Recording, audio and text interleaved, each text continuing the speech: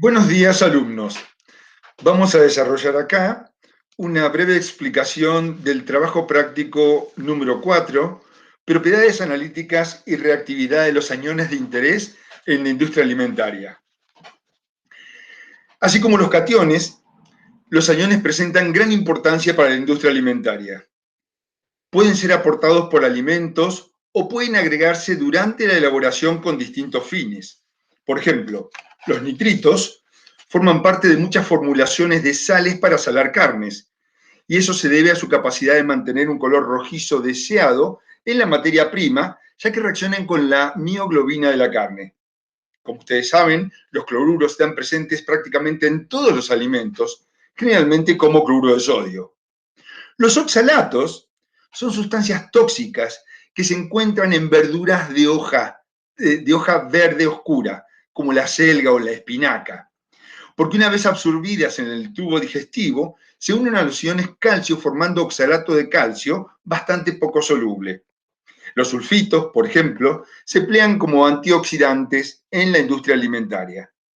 Entonces, es importante desarrollar estas propiedades analíticas de los aniones en nuestra industria. Los aniones pueden tomarse como derivados formales de ácidos, es decir, como ácidos que se han disociado para formar el anión respectivo. Por eso es importante desarrollar sus características ácidos y bases de estos aniones. Para ello, deberíamos clasificarlos en aniones monoatómicos, como el cloruro, el sulfuro, el ioduro, o oxoaniones. Es evidente que su característica ácido-base depende fundamentalmente de la relación carga-radio. Pero, como conclusión, ustedes pueden ver que cuanto más débil sea el ácido conjugado que genera esa unión, más básica va a ser el carácter de dicho anión y por lo tanto más alcalina la solución que se prepare. Como ejemplo acá le traje 6 aniones. Los primeros dos, el cloruro y el nitrato, provienen de la disociación de ácidos clorhídrico y nítrico, ácidos fuertes con constantes muy grandes. Por lo tanto, su hidrólisis es prácticamente nula y la reacción de esos aniones es neutro. Es decir, si toman el pH de una solución de un cloruro o de un nitrato, van a encontrar que ese pH es prácticamente neutro o muy cercano a 7. Por otro lado, existen aniones como el fluoruro o el oxalato, que provienen de ácidos relativamente débiles, que al disolverlos en agua generan reacciones débilmente alcalinas, pH 8, 9 tal vez.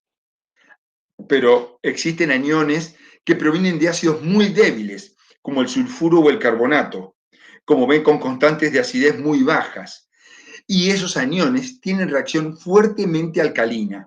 Se hidrolizan produciendo oxidrilos y el pH de esas soluciones son extremadamente alcalinos. Otra característica a analizar de los aniones es la insolubilidad de sus sales. Lamentablemente, no existe una reacción directa entre la basicidad del anión y la solubilidad de sus compuestos. ¿Sí? Los motivos por los cuales una sal es insoluble en agua están directamente relacionados con el radio de los iones, el anión y el catión, la energía reticular del sólido formado y su estructura cristalina. Como ejemplo, le traigo 2 aniones de reacción neutra, como el cloruro y el sulfato. En presencia de sales de bario, el cloruro forma una sal soluble, pero el sulfato una sal muy insoluble, el sulfato de bario. Por otro lado, frente a la reacción de plata, el cloruro forma cloruro de plata insoluble en medio ácido, es decir, bastante insoluble, y en cambio el sulfato de plata es prácticamente soluble.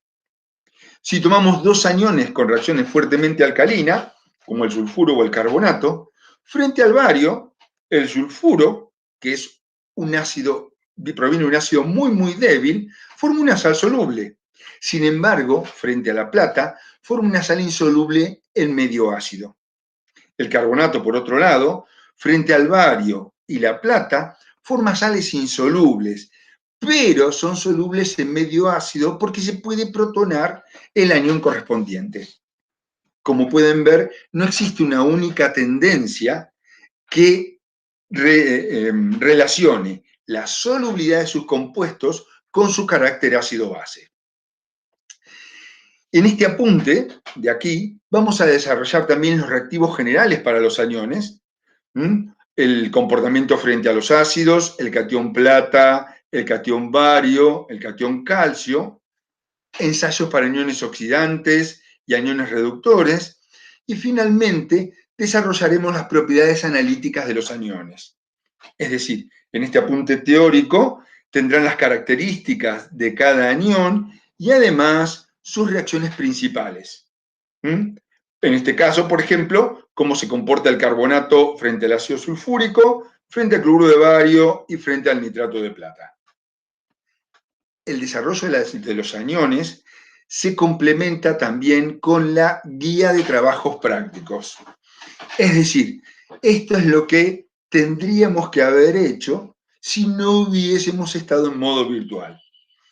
Esta guía de trabajos prácticos tiene la técnica de cómo se desarrolla el ensayo de anión oxidante, el ensayo de anión reductor, cómo se desarrollan los ensayos de reactividad frente a aniones calcio y bario, frente a anión plata, ¿está? Y además, como ven, presenta bibliografía a los cuales ustedes se pueden referir si no les alcanza con la guía teórica. Además, hay unos cuadros que ustedes deberían completar para profundizar el estudio de cada anión. En estos cuadros, lo que se tiene en cuenta es la característica de cada anión, cómo corresponde frente al sulfúrico, frente a la plata en medio neutro y la solubilidad de ese precipitado.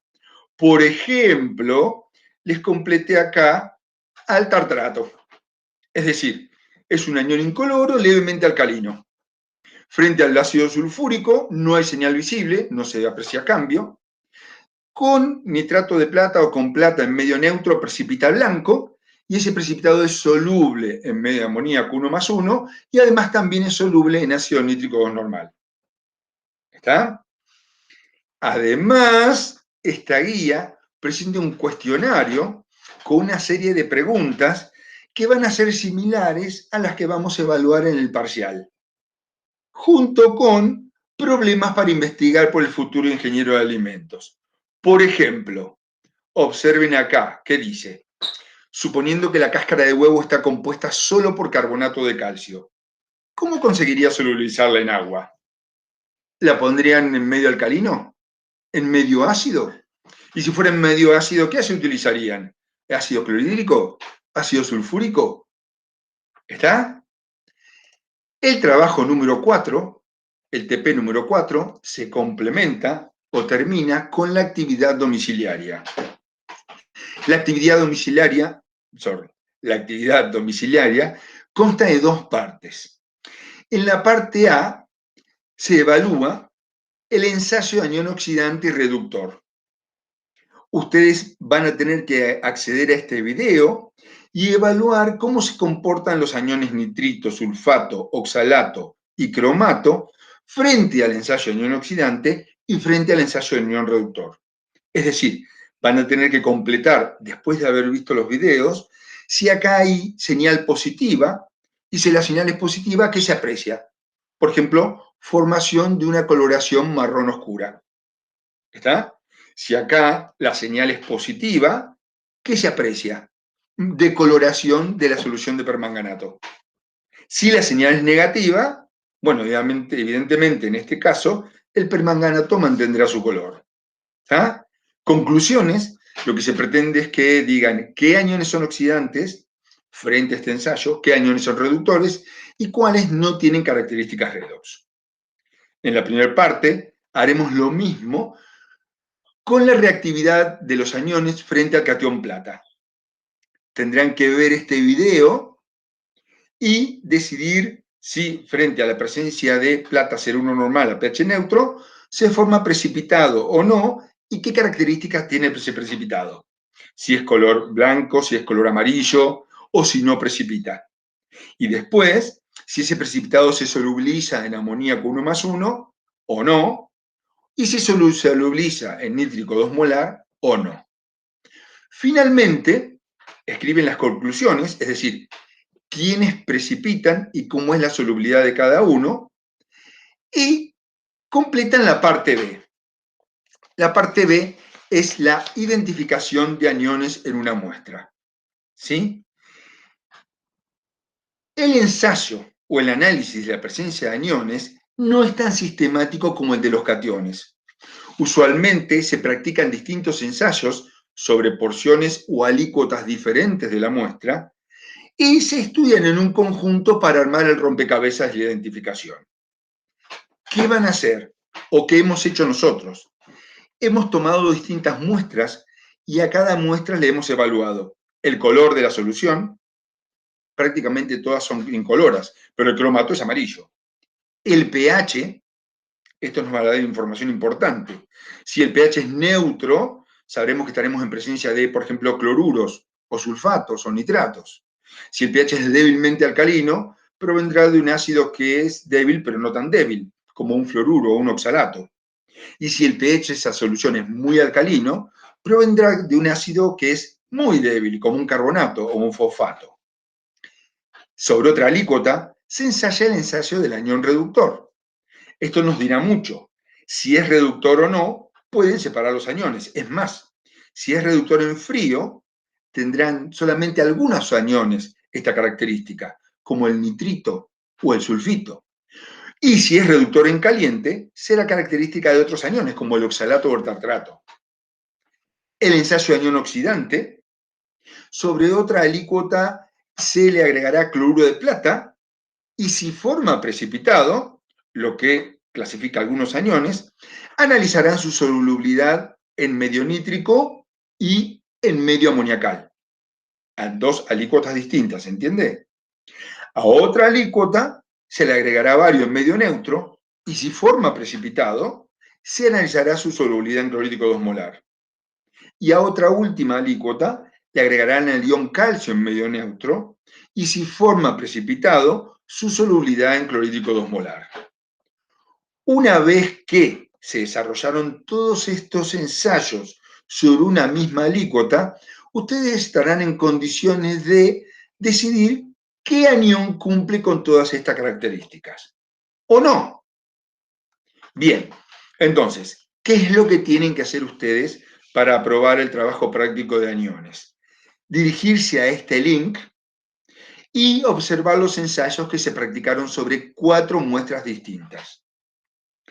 Usted deberá deducir qué anión puede encontrarse en cada muestra y en aquellos casos donde la información no resulte suficiente para asegurar la presencia de uno de ellos, deberá proponer otras reacciones para distinguir entre las posibles especies. ¿Está?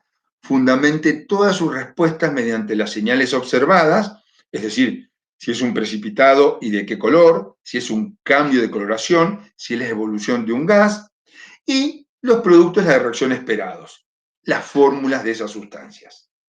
Entonces, lo que ustedes tienen que hacer para aprobar el trabajo práctico número 4 es completar este cuadro viendo este video, completar este otro cuadro con las conclusiones viendo este video e informar la identidad de las 4 muestras que se grabaron en este video de acá.